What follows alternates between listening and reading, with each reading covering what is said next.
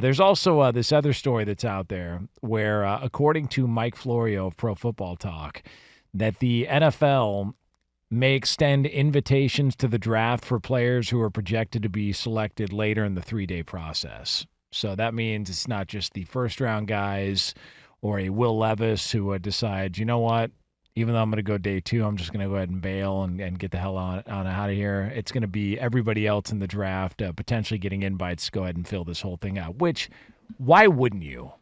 Yeah. Like, if this is a once in a lifetime opportunity, why not open it up and let everybody share, even if they're not a day 1 pick and they go round 2, 3, et cetera, et cetera. If you've got the room, why not make it happen? And this was all based on they are having a hard time getting more people to want to go to the draft. Is that in essence what it is? Yeah, because more and more people are just like, I'll just do it at home, do my own thing. Yeah. Which, okay, so let me just peel back the curtains. I still stand by this, and this is not a knock on Green Bay, Wisconsin, or any other city that's hosted the draft, by the way. New York's different, though. All right, folks? Like, it's New York. There's something to that. There's certain cities that kind of have that, aura about it, however you want to put it. No different than when we had the Super Bowl in Las Vegas. And when we walked away from that, everyone goes, this wouldn't be a bad sight to just have the Super Bowl here every year. Like, I think everyone would be excited about that. That was kind of the draft. That used to be in New York. And when you were invited, when you went, it was one of the coolest experiences, one of the best weeks, things that the way you were able to impact, young kids' lives, even doing some different things too, and meeting people around the NFL. The entire thing was awesome. Since they've moved it around, though, to me, it's lost a bit of its luster. And if you want me to really peel back the curtain, one of the ways and one of the reasons why maybe more guys used to go to New York and like to go to New York was because a lot of these companies that are spending marketing dollars on these draft prospects were able to do media tours. It's the number one media market. So players would go ahead of time, even players who would choose not to sometimes go to the draft, or maybe they weren't invited. They would still go to New York. You would go through a bunch of, different, you could be sitting in a conference room, doing a ton of different radio interviews. You could be going to different radio studios, going to different TV shows and places. You'd go to promote whatever product it is or brand that you're promoting. That was kind of part of it. And it got looped in as part of it. So you had a financial incentive to go. And that was back before NIL. And so, not to get into the weeds on this, but LeVar, we kind of talked about this yesterday, right? And my theory with Petros was, and even in regards to kind of the Nico situation and his family, was that's all some of these kids know. Jonas, 40 states now allow kids in high school to be paid NIL. So if you really think about it, when parents have kids who show promise in junior high, they're already thinking dollar signs when they get to high school. That's how crazy this whole process has become. Jeez. There's representation for high school kids.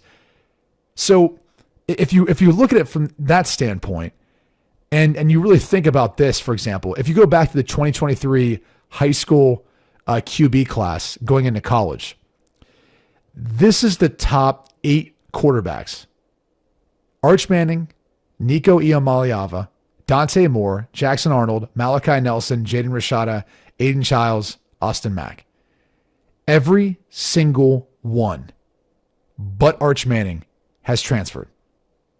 And Arch probably could have, right? Like, that was there for him. But in most cases, there was probably some sort of financial incentive to end up to go somewhere else based on where some of these top quarterbacks went to. And it was opportunity too. But it goes to show you, like, that's kind of the business of this. And so these generations now that are coming through high school to college to the NFL, you have to incentivize them. Like, the NFL brought me in to consult after my draft day experience. Like, hey, what can we do to bring more guys here? We're having a hard time doing this. This is back in like 2009, 2010. And I said to him back then, I go, you need to create opportunities to pay them to be there. And that's just the truth. As much as it's a great experience, these kids nowadays, they can stay at home because they can make money off it. They can kind of sell it as a live TV show, a reality TV show, if you will, because that's what the NFL is doing. They're profiting off it. And so if they're not paying these kids to be a part of their reality TV show, which is the draft, why not try to stay at home and do it yourself? At least you're able to get something from it. I could see both sides of it. Moving it around, trying to get exposure in the different markets, create some excitement in the different markets of where the teams are. But I do think that there is something about establishing a destination. And if you're moving to destination, I don't know that it has as much appeal. If you had continued to build off of what you were doing at Radio City and, Madison Square Garden and how that all works and, the pageantry of it and the history of it that's connected to it, maybe this isn't the situation or the scenario that's being discussed. I really think that the longevity of success that was there for the NFL draft before all of this became a thing was based upon those very elements. I mean, if you can recall how the draft was marketed, I mean, just seeing the different players and players that we grew up idolizing and were our heroes, and showing that moment of when they got the call in the green room and what that looked like, and putting the hat on and hugging your family and dapping up your agent or whatever it may be, and then going out onto the stage. I mean, and for what it's worth, hugging the commissioner did not start with Roger Goodell, by the way. I know it's like this whole thing about Roger Goodell, the first person. I guess Gerald McCoy is credited with being the one who started the trend of hugging the commissioner when you get drafted. I don't know how true that is, because I ton of people, every time you went on stage, hug Paul Tagliabue. Did you hug him? Of course. Hell yeah. I just got hired by the NFL. Did you shake the hand and then pull him in for a hug, or just go straight hug? I shook his hand first. Oh, okay. And then I gave him a hug. Yeah. Good to see you. It was, I mean, it's Who are you talking about, Paul Tagliabue? Yeah. It was quite an experience. And I think it loses some of its luster when you take risk to expand and maybe make it more appealing or more sellable to advertisers by going to different venues. I mean, some of them are just meant to be where they're meant to be, if you ask me. Now, the Super Bowl has always been a move around deal, but the draft was situated, and so was the Pro Bowl. And I think that, you don't know until you know if it's going to be a success or a flop. But I feel like they're 2 for 2 on flopping and in some regards, moving both the Pro Bowl and moving the NFL draft. Just my take. So you don't like the draft being moved out of? I'm not going to say I don't like it being moved, but if you were to ask me which one would be, if you're asking me to show up, even as an alumni, which I was invited to do the pick for the Commanders this year. Why didn't you go? I don't want to do it. I'm going to do the show here, and then I'm going to fly out and go see the Blue-White game the next day. But I just didn't feel any, like, why do I want to go to Green Bay, Wisconsin for the draft? So I'm not trying to throw shade. I'm just saying I don't want to go.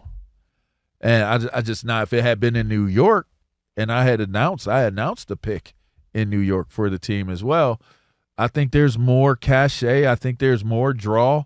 I think there's more reason to want to go to the draft and be a part of that event if it's being held in a place like New York City. So if it was New York, you would have gone. I thought about it. I would have gave it more thought than what I did for this. So it is a Green Bay thing. I mean, it's not. I just don't. It is. It's. You know what I mean. I don't want to go to Green Bay. But it's like, that's if it were for a game, it's different, right? If I'm going to Green Bay, that's one of the places you go for the pros to get an experience. But as far as going there for a draft, and I'm sure it's probably going to be a nice activation. I mean, the NFL does a great job with their activations. It's not. I'm not throwing shade. I'm just saying, in general, is that more attractive? Is it more attractive to say we're moving it around and, okay, you had a great one. You had a great pool when it went to Tennessee. Like, everybody that talks about the one that was in Tennessee, they rave about that one. And I think they felt like it was going to be a consistent, constant deal, that it would be as good in every other market, and it just hasn't been that. I've heard nothing but good things about it. Like, because it started in Chicago, it went to Philly, it went to Dallas, it's been to Detroit last year. People said Detroit's was nice. I don't know the appeal of it. I could see how it could be appealing to want to go to a different market, but I just think if it's in New York and historical value of it, the market that it's in, I thought it was amazing. As a player, I thought it was amazing. When I went back as an alumni, I also thought it was equally amazing being in New York City for the draft. Well, just want to apologize to the city of Green Bay, for its fine place. Lee's a big fan. All right. Lee went back and scored ducks out of a claw machine. And that was the highlight of his trip. Yeah, what's weird is I asked Lee if he made any friends, just in the event that we actually got invited to go there for the draft. And he said, and again, this is just what he could remember from the trip. Lee, correct me if I'm wrong, but you did say you met a couple of friends who did say we could crash at their place if we were to come back for the draft. Now, when I asked you whether or not they were meth heads, your response was like, I honestly can't remember. So there was a bit of a concern. There was a bit of a concern of who exactly invited you based on where you were and when this all took place. I'm sure they were not meth heads, but it's not like I would have known if they were. Well, I'm sure I could have made a guess. But no, certainly they were great. alcoholics. Oh, yeah, that's Certainly alcoholics. Lee, were there burn marks on the bottom of their spoons? No, there were not. They were very nice people in Green Bay. Certainly alcoholics, he says. Let's all right. At the very least, that we're definitely staring alcoholic down the lane, down the pipe. That's the floor. Ceiling is methamphetamine. Yeah. What's your best guess, LeVar? What was your best guess? On what they would be? Yeah. Oh, 100% alcoholics for one. Whatever else. I mean, to me, after that, I cut it off after that because anything's possible after that. Yeah. I didn't know. Like, you wake up, dude standing over top of you with like a Miller Lite or something like that, like with some rusty boxer shorts on. Like, what are you doing, bro?